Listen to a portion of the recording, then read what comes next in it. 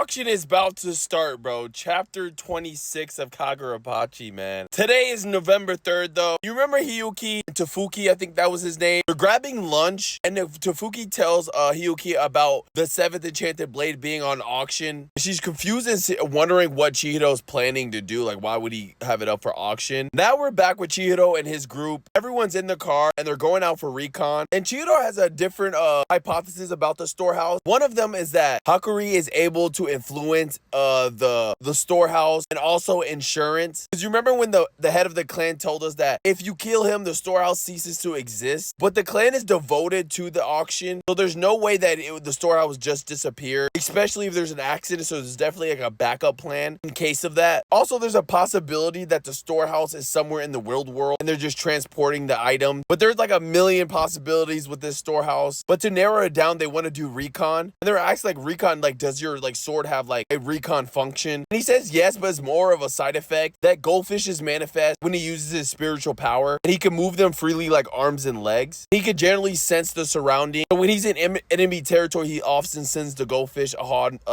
in front to scope around the area. Shiba asks him if he could remotely use the goldfish, and he said he gave it a try after hearing that when the troops fought Soju, and he remotely used the lightning attack.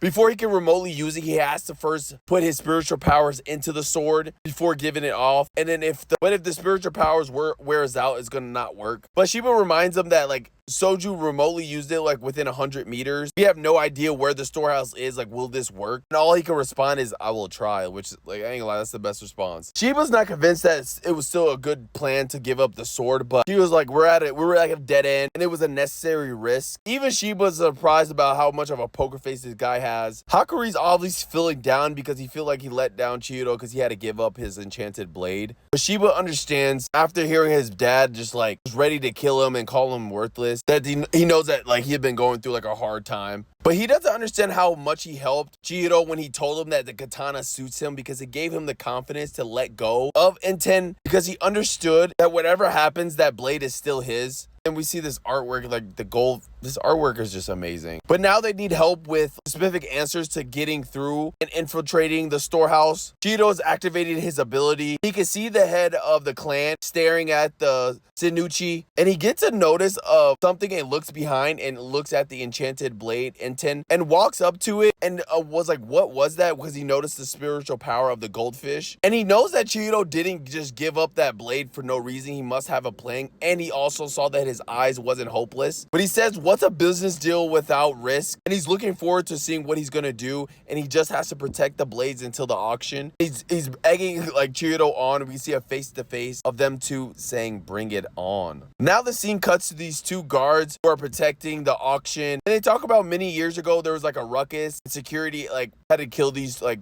several people. But they know that this auction is going to be crazy because there's 2 enchanted blades on like for bidding. But it won't be till later on in the day. And then the last panel, we see November 8th. The auction has started, bro. Come on.